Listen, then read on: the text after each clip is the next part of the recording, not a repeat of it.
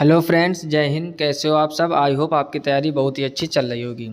ख़ास तौर पे ये सीरीज़ रेलवे वालों के लिए चलाई जा रही है क्योंकि आने वाले समय में आपके रेलवे के सभी एग्ज़ाम लगे हुए हैं। इसके पहले हम लोगों ने 100 नंबर तक क्वेश्चन कवर कर लिए थे। देखते हैं 101 नंबर क्वेश्चन क्या लिखा हुआ है।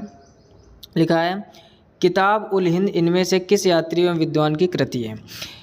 किताब उल हिंद इनमें से किस यात्री एवं विद्वान की कृति है? पहला लिखा है ड्यूआर्टे बारबोसा, फिर लिखा हुआ है सईदी अली रईस, फिर लिखा हुआ अल बरूनी, फिर लिखा हुआ इब्न बतूता। तो इसका सही आंसर सी हो जाएगा, अल बरूनी।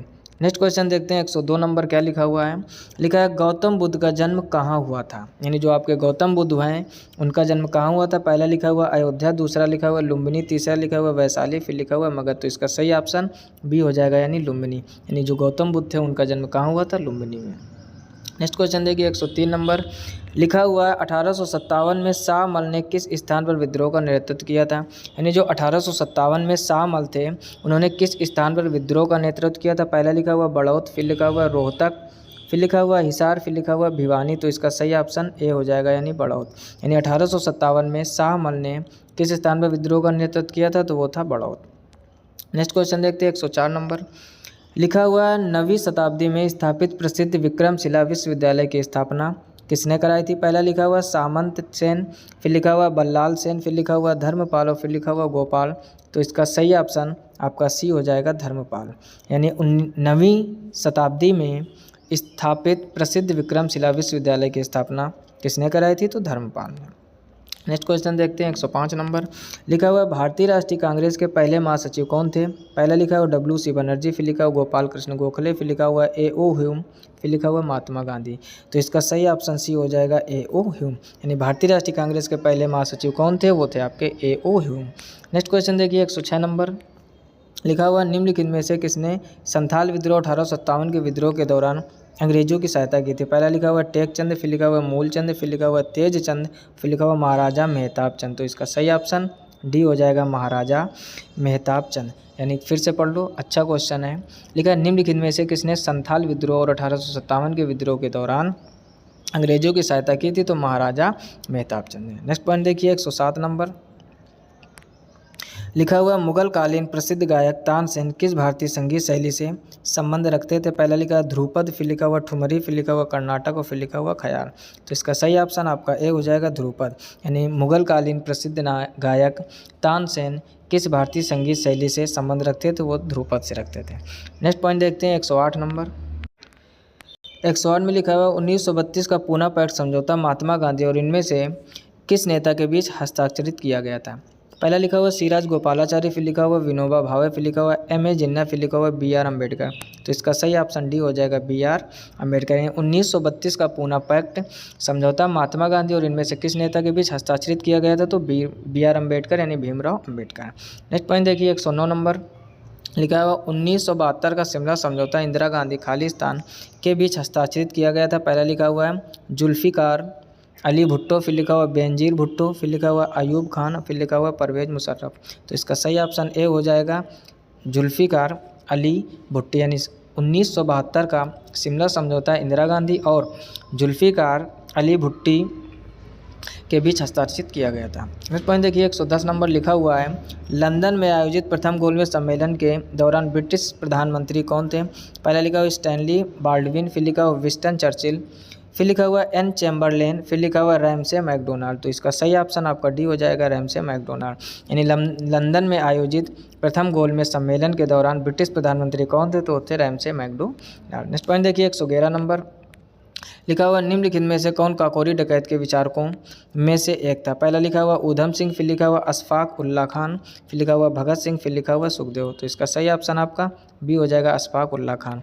यानी निम्नलिखित में से कौन काकोरी डकैती के विचारकों में से एक था? वो थे अशफाक उल्ला खान। नेक्स्ट पॉइंट देखिए 112 नंबर लिखा हुआ हैदराबाद का अंतिम निजाम शासक कौन था? यानी जो हैदराबाद है उसका अंतिम निजाम शासक कौन था? पहले लिखा अफजल उद्दौला, फिर लिखा हुआ मीर महबूब अली खान, फिर लिखा हुआ मीर उस्मान अली खान, फिर लिखा हुआ नसीर उद्दौला। तो इसका सही ऑप्शन आपका सी हो जाएगा, मीर उस्मान अली खान। नेक्स्ट पॉइंट देखिए 113 नंबर लिखा हुआ है इनमें से दक्षिण अफ्रीका के किस रेलवे स्टेशन पर प्रथम श्रेणी का डिब्बा छोड़ने से मना करने पर गांधी जी को रेलगाड़ी से बाहर फेंक दिया गया था? पहला लिखा है पीटर मैरिट्सबर्ग, फिर लिखा हुआ जोहान्सबर्ग, फिर लिखा हुआ डरबन और फिर लिखा हुआ केप टाउन। तो इसका आपका सही ऑप्शन हो जाएगा ए, पीटर्स मैरिट्सबर्ग। ध्यान से पढ़िए सभी लोग, चाहे एसएससी के हों चाहे रेलवे वाले। ये आरआरबी एनटीपीसी 2019 की सीरीज चलाई जा रही है और इसमें हम लोग सभी इतिहास के महत्वपूर्ण प्रश्न कवर करेंगे जो आने वाले एग्जाम में आपके सब में काम जरूर आएंगे। तो 113 का ऑप्शन सही क्या हो जाएगा? Peter Maritzburg. नेक्स्ट पॉइंट देखिए 114 नंबर लिखा हुआ है, निम्नलिखित में से किसने टिप्पणी की थी कि दक्षिण अफ्रीका ने महात्मा को बनाया था? पहला लिखा बिपिन चंद्रपाल, फिर लिखा हुआ चंद्रन देवनेशन, फिर लिखा हुआ बाल गंगाधर तिलक, फिर लिखा है जवाहरलाल नेहरू। तो इसका सही ऑप्शन आपका बी हो जाएगा, चंद्रन देवनेशन। लिखा हुआ निम्नलिखित में से किसने टिप्पणी की थी कि दक्षिण अफ्रीका ने महात्मा को बनाया था? तो उसका सही ऑप्शन बी हो जाएगा, चंद्रन देवनेशन। नेक्स्ट पॉइंट देखिए 115 नंबर लिखा हुआ, भारत में किंग जॉर्ज पंचम और क्वीन मैरी के स्वागत के लिए 1911 में गेटवे ऑफ इंडिया को पारंपरिक खालिस्तान शैली में बनवाया गया था। पहला लिखा है वो यूरोपी, फिर लिखा हुआ पश्चिमी, फिर लिखा हुआ फारसी, फिर लिखा हुआ इंडो सार्सेनिक। तो इसका सही ऑप्शन डी हो जाएगा, इंडो सार्सेनिक। फिर से पढ़ लो, लिखा है भारत में किंग जॉर्ज पंचम और क्वीन मैरी के स्वागत के लिए 1911 में गेटवे ऑफ इंडिया को पारंपरिक फिर खालिस्तान लिखा शैली में बनवाया गया था। तो इसका सही ऑप्शन डी हो जाएगा, इंडो सार्सेनिक। नेक्स्ट पॉइंट देखिए 116 नंबर लिखा हुआ, प्रथम गोलमेज सम्मेलन कब शुरू हुआ था? प्रथम गोलमेज सम्मेलन कब शुरू हुआ था? पहला लिखा अक्टूबर 1929, फिर लिखा हुआ सितंबर 1931, फिर लिखा हुआ अगस्त 1932, फिर लिखा नवंबर 1930। तो इसका सही ऑप्शन डी हो जाएगा, नवंबर 1930। यानी नवंबर 1930 में प्रथम गोलमेज सम्मेलन शुरू किया गया था। नेक्स्ट पॉइंट देखिए 117 नंबर लिखा हुआ, भारत रत्न पुरस्कार के प्रथम प्राप्तकर्ता और स्वतंत्र पार्टी 1959 के संस्थापक कौन थे? पहला लिखा हुआ सी राजगोपालाचारी, फिर लिखा हुआ के.एम. मुंशी। नेक्स्ट ऑप्शन देखते हैं इसके।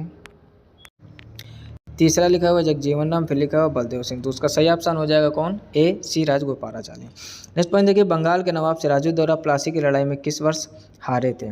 पहला ऑप्शन लिखा 1757, फिर लिखा 1756, फिर लिखा 1755, लिखा हुआ है 1752।